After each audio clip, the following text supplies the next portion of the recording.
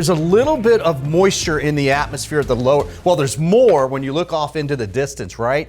And so there's a little bit of a magnification that happens with that moisture when it's low on the horizon, but it's very small. It's the visual thing that's happening there. If you had some buildings off in the distance, it would make the moon look huge.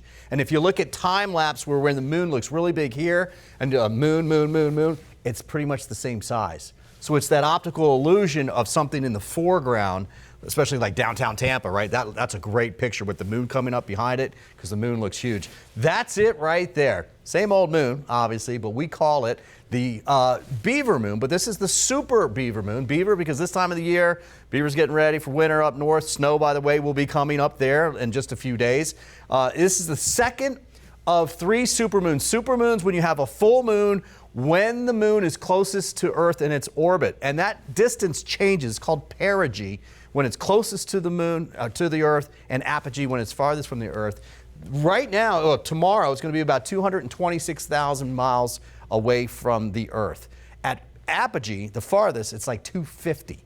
Okay, so it's a good 25, 30, almost 30,000 mile difference. Moonrise was at 4:58. That's why we can see it right now. It's setting tomorrow morning at 5:36, and it's going to look beautiful tomorrow. But we have clear skies tonight and tomorrow morning, but I do think tomorrow evening we will have a little bit more cloud cover that we'll have to work with. It will be warm. We're going to stay warm across the south, including right here in Florida, at least through Saturday. Even Sunday, there's a cold front coming, but it stays to the north for the football game. In fact, I think Sunday we'll have some showers coming through and low to mid 80s, but Sunday night, Monday, and especially Tuesday morning, I think it's going to be one of the coldest we've seen since last spring. 20 to 25 degree below average temperatures. Some records could be set as that cold air comes in. These are some of the wake up temps on Tuesday morning. 30s and 40s. 40s to near 50 down in Fort Myers. It's going to be chilly. Right now, we're in the mid 70s, near 80, right at the coast. Tampa's at 80. You can see, look where we started this morning. This is wild. That's why, Frank, you were saying how cold it was today. It was 39 in Brooksville this morning. It's now close to 79 there. All right, 55 at McDill this morning. We made it up to about 80 this afternoon.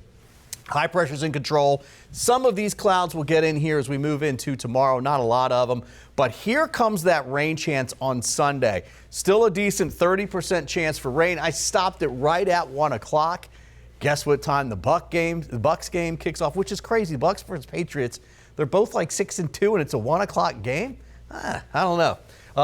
Evan will fill us in on that. But that's the rain chance. I don't think it's actually a lot.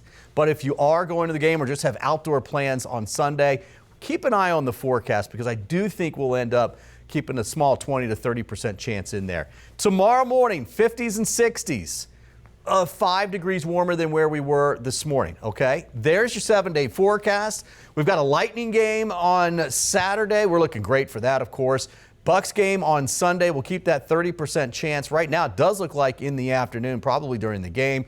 But man, oh man, we'll be lucky if we get to 70 degrees on Tuesday. And that Tuesday morning number, I think, is going to have to come down quite a bit.